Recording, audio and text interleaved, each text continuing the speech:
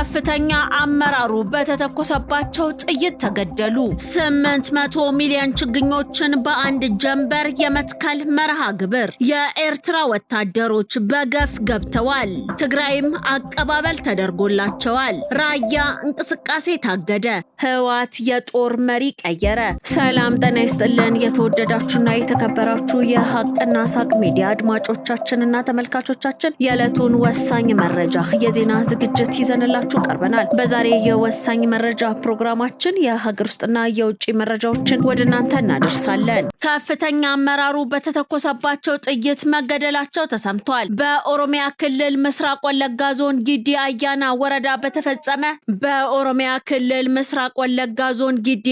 ወረዳ በተፈጸመ የደፈጣ ጥቃት የዞኑ ስፖርትና ወጣቶች መምሪያ ኃላፊ አቶ ወዳጆ አሳ ገነቲ መገደላቸው ተሰምቷል። ኃላፊው በአንገር ጉተን ከተማ ለሚካሄደው የስፖርት ውድድር ከነቀምቴ በፓትሮል ተሽከርካሪ ሲጓዙ ቶሎ ሌንጫ መንደር 3 በተባለ ስፍራ ታጣቂዎች በከፈቱት ተኩስ ተሽከርካሪዋ በመቃጠሏ ጥቃቱ ደርሷል ሲል ዶቸቨለ ዘግቧል። ለአስቸኳይ ድጋፍ የመጡ የመንግስት የጸጥታ ኃይሎችና ሚሊሻዎች ጥቃት የደረሰባቸው ሲሆን በሰው ሕይወትና ንብረት ላይ ጉዳት ከመድረሱም በላይ በርካታ ሰዎች ታፍነው መወሰዳቸውን የዓይን እማኞች ገልጸዋልም ተብሏል። ሐምሌ 17 ቀን 2018 ዓ.ም በተፈጸመ በዚህ ጥቃት ላይ በአሁኑ ወቅት የክልሉ የጸጥታ አካል በጥቃቱ ዙሪያ ሰፊ ምርመራና ክትትል እያደረጉ መሆኑም ነው የተብራራው።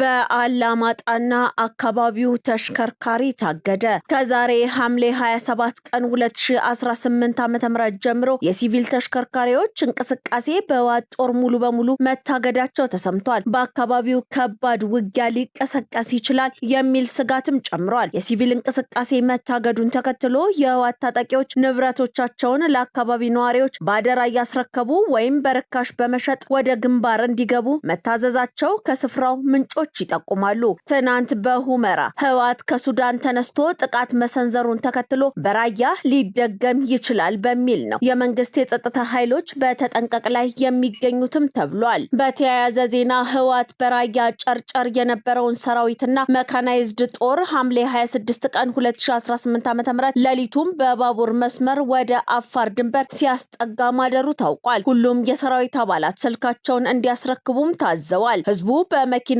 የሚያደርጋቸውን እንቅስቃሴዎች እንዲያቆምም መታዘዙ ተሰምቷል።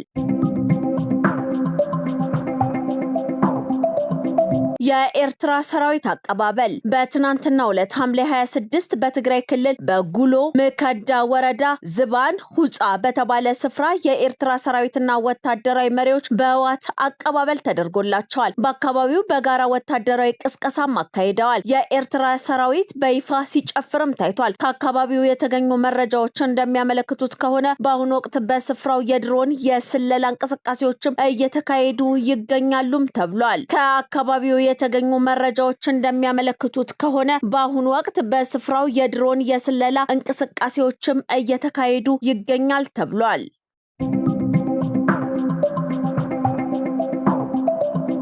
ህወሓት የጦር መሪ ቀየረ። አሁን ላይ ህወሓት ወታደራዊና ፖለቲካዊ መዋቅር ለውጥ ማድረጉ ተሰምቷል። የቀድሞ የሰላምና ጸጥታ ቢሮ ኃላፊ ሌተናል ጀነራል ፍስሐ ኪዳኑ ማንጁስ የክልሉ ታጣቂ ኃይል ዋና አዛዥ ሆነው መሾማቸው ተሰምቷል። በተጨማሪም በምርጫ ቦርድ እውቅና የሌለው የክልሉ ምክር ቤት ተወልደ ብርሃን ተስፋለምን የጸጥታ ቢሮ ኃላፊ አድርጎ ሾሟል። የጀነራል ፍስሐ ከዚህ ቀደም የጊዜያዊ አስተዳደሩ የሰላምና ጸጥታ ቢሮ ኃላፊ የነበሩ ቢሆንም ከፕሬዝዳንት ጌታቸው ረዳ ጋር በነበረ አለመግባባት የካቲት 2017 ዓ.ም ከኃላፊነታቸው ተነስተው ነበር። ከዚህ ባለፈ በትግራይ የተከሰተውን የእርዳታ እህል ስርቆት የመረመረው ኮሚቴ ሰብሳቢ የነበሩ ሲሆን በመከላከያ ውሳኔ የባንክ ሂሳባቸውና ንብረታቸው ከታገደባቸው መሪዎች አንዱ ናቸው።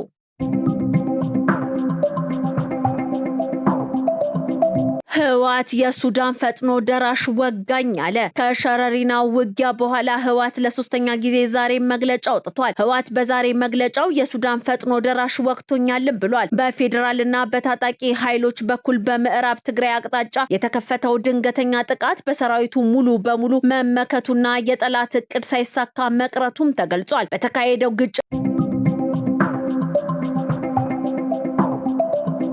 በ2018 ዓመተ ምህረት በአንድ ጀንበር 800 ሚሊዮን ችግኞችን የመትከል መርሃ ግብር እየተካሄደ ይገኛል። የመንግስት ኮሙኒኬሽን አገልግሎት ሚኒስተር እናትዓለም መለስ በአንድ ጀንበር 800 ሚሊዮን ችግኞችን የመትከል ታሪካዊ መርሃ ግብርን በይፋ መጀመሩን አስታውቋል። በአንድ ጀንበር 800 ሚሊዮን ችግኞችን የመትከል ታሪካዊ መርሃ ግብር ዛሬ መጀመሩን አስመልክቶ ሚኒስትሯ በሰጡት መግለጫ እንዳሉት አረንጓዴ አሻራችንን ይዘን ወደ መሬት የምንወርድበት ትልቅ ምክንያት የደረቀች የነጠፈች የተጎዳች ምድር ስላለች ነው ብለዋል። በዘንድሮ ክረምት 8.5 ቢሊዮን ችግኞችን እንተክላለን ብለን እቅድ ይዘናልን ብለዋል። የምንተክለው በሐሳብና በተግባር አንድነት ነው ሲሉም ተናግረዋል። 800 ሚሊዮን ችግኞች በተግባርና በሐሳብ አንድነት በመደመር እሳቤ እናሳካዋለንም ነው ያሉት።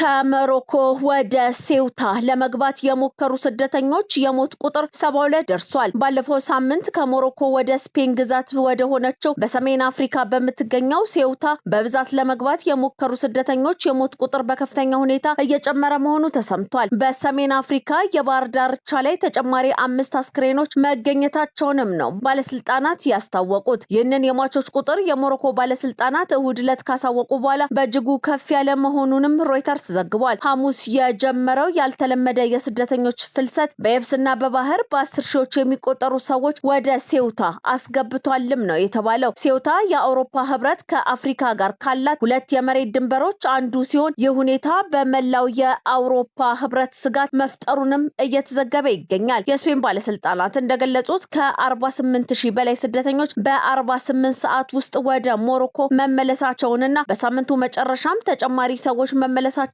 አስታውቋል።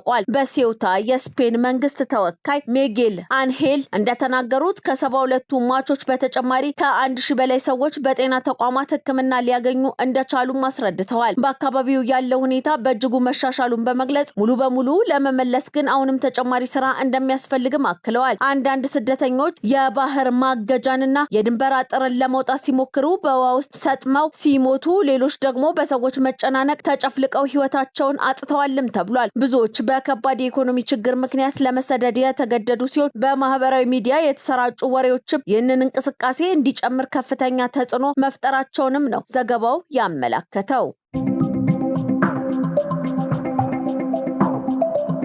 ታይዋን ከዚህ ቀደም ከአሜሪካ ጋር ከነበራት በላይ ወታደራዊ ትብብር ለማሳደግ ከዋሽንግተን የፓሲፊክ እዝ ጋር ይበልጥ ግንኙነቴን አጠናክሬያለሁ ስትል አስታውቃለች። የታይዋን የመከላከያ ሚኒስቴር ከዩናይትድ ስቴትስ ጋር ያለውን ወታደራዊ ትብብር ብዙዎች ከሚገምቱት በላይ የጠበቀ ሊሆን ይችላል ሲልም ተገልጿል። ታይዋን የመከላከያ አቋሟን ለማሳደግ ከአሜሪካ የፓሲፊክ እዝ ጋር ያላትን ወታደራዊ ልውውጥና ግንኙነት ለማጠናከር እየሰራች እንደሆነም ተነግሯል። የመከላከያ ሚኒስትሩ ዌሊንግተን በሰጡት መግለጫ ዋሽንግተን ለታይፔ የምታደርገውን ድጋፍ አድንቀዋል። እንደ ሚኒስቴር መስሪያ ቤቱ ገለጻ ከሆነ የፓሲፊክ እዝ ቀጠና ሰላምና ደህንነትን ለማስጠበቅ በሚደረገው ጥረት ታይዋን ከጃፓን እስከ ፊሊፒንስ በሚዘረጋው የመጀመሪያው የደሴት ሰንሰለት ውስጥ ቁልፍ ስትራቴጂካዊ ቦታ ላይ ትገኛለች ብሎም ያምናል። የታይዋን የመከላከልና የውጊያ ብቃቷን ለማሳደግ በሁሉም እርከኖች ከአሜሪካ የፓሲፊክ እዝ ጋር የምታደርገውን ትብብር በየጊዜው እያጎለበተች ትገኛለች መባሉን ተከትሎ ቻይና በታይዋን ዙሪያ የምታደርገውን ወታደራዊ እንቅስቃሴና የባህር ጥበቃ ቁጥጥር አጠናክራለች። ይህም ታይፔ ሊከሰት የሚችልባትን ከበባ ታሳቢ ያደረጉ ወታደራዊ ልምምዶችን እንድታካሂድ አስገድዷታልም ተብሏል። ዊሊንግተን እንደገለጹት ከሆነ ቻይና በታይዋን ላይ የባህር ከበባ ብታደርግ ለራሷ ለቤጂንግ ትልቅ አደጋ ይዞባት እንደሚመጣና ቻይና በዓለም አቀፍ ንግድና በወደቦቿ እንቅስቃሴ ላይ በእጅጉ የምትመካ በመሆኗ እንዲሁም ከበባ ማድረግ አሁን ያለችበትን የኢኮኖሚ ፈተና የሚያባብስ ከመሆኑም በላይ ከባድ ዓለም አቀፍ ማዕቀቦችን ሊያስከትልባት ይችላልም ብለዋል። እንዲህ ያለ እርምጃ በቻይና ፕሬዝዳንት ሺ ጂንፒንግ አስተዳደርና የፖለቲካ መረጋጋት ላይ ከፍተኛ አደጋ የሚደቅም በመሆኑ ቤጂንግ ይህንን በጥንቃቄ ልታስብበት እንደሚገባ ሚኒስትሩ አክለው ገልጿል ሲል ሮይተርስ ዘግቧል። አሜሪካ ከታይዋን ጋር መደበኛ የዲፕሎማሲ ግንኙነት ባይኖራትም የደሴቲቱ ዋነኛ ዓለም አቀፍ ደጋፊና የጦር መሳሪያ አቅራቢ ሀገር ናት። ቤጂንግ ታይዋን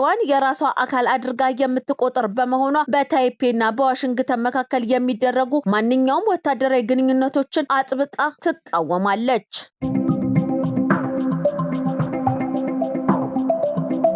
የተወደዳችሁና የተከበራችሁ የሐቅና ሳቅ ሚዲያ አድማጮቻችንና ተመልካቾቻችን የዕለቱ የወሳኝ መረጃ የዜና ዝግጅታችን የተከታተላችሁትን ይመስል ነበር። ቀሪ ፕሮግራሞቻችን ይቀጥላሉ። ጥሩ ጊዜ ይሁንላችሁ።